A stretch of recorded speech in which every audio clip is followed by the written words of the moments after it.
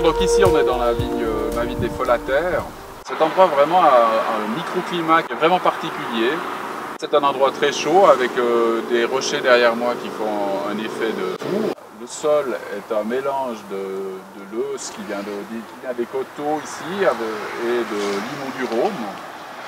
Là on a un encépagement principalement en rouge, ici Gamaret, du Gamay, du Galota, Pinot Noir et encore du Gamay après.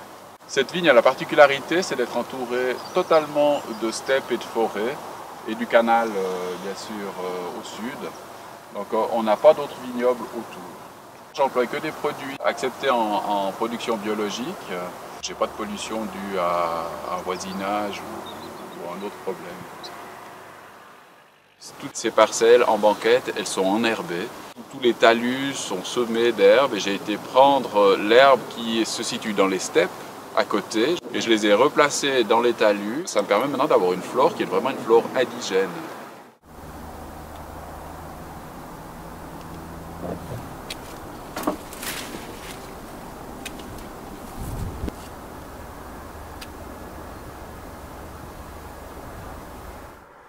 Moi, il n'y a pas seulement la qualité de mes vins qui m'intéresse, il y a la qualité de mon travail.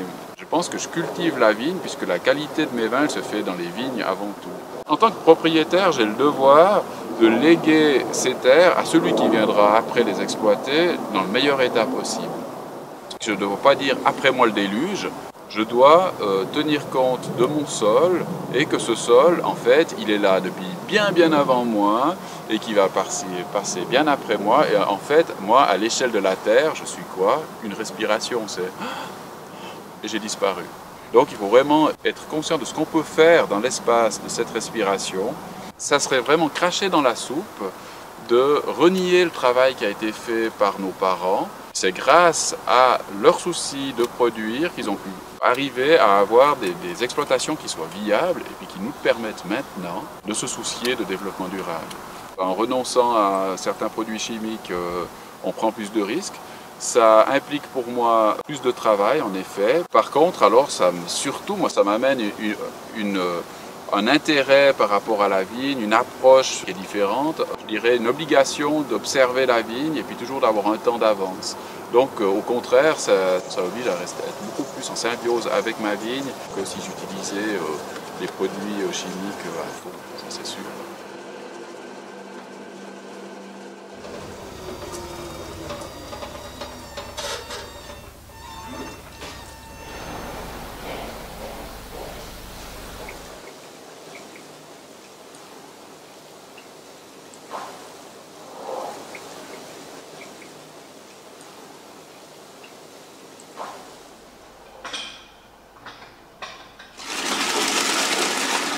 Voilà, là on va contrôler, savoir où on en est avec la fermentation.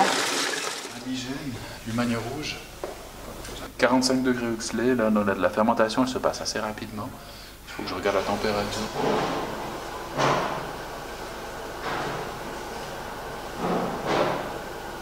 Alors, 26.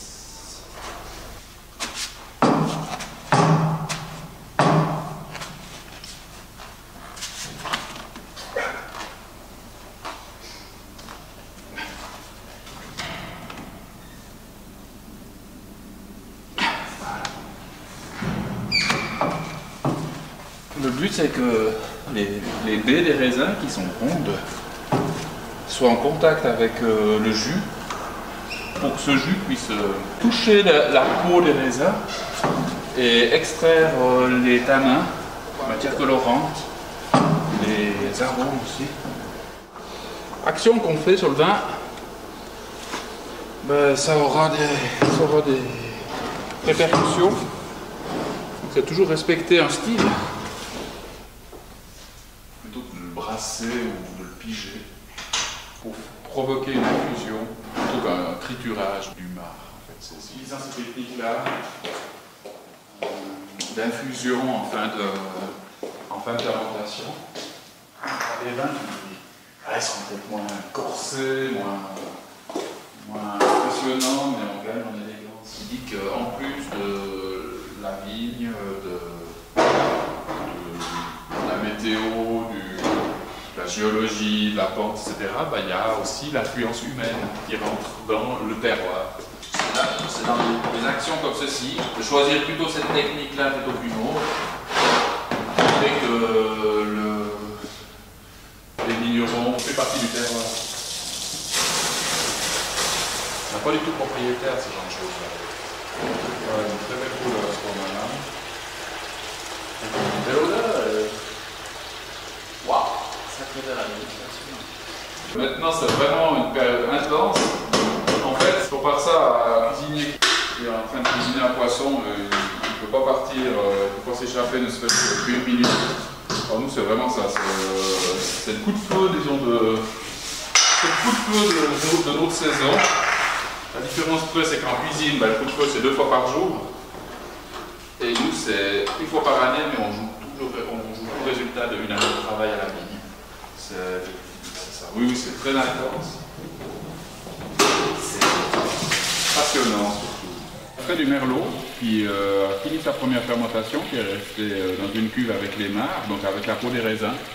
Et je vais décuver, c'est-à-dire je sors le jus qui est sous les mares, donc le vin qui est sous les mares, je mets dans une cuve, puis après les mares, la peau des raisins, on va la mettre dans le pressoir.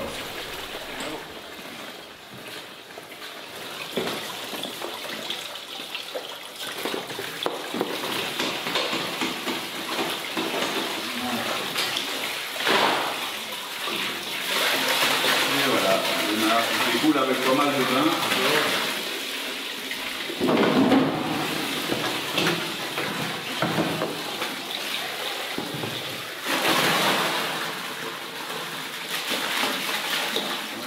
On voit des pépins, on voit les grains qui sont encore ronds. Ça, c'est mes techniques de vinification qui font que tous les grains, pardon, ne sont pas écrasés. Et puis la peau des raisins. Il y a le risque qu'on fasse ressortir les sucres maintenant. Il y avait des sucres non fermentés dans ce grain, par exemple. On voit que ce grain, il a encore le pédicelle. Et il y a une fermentation qui s'est faite à l'intérieur.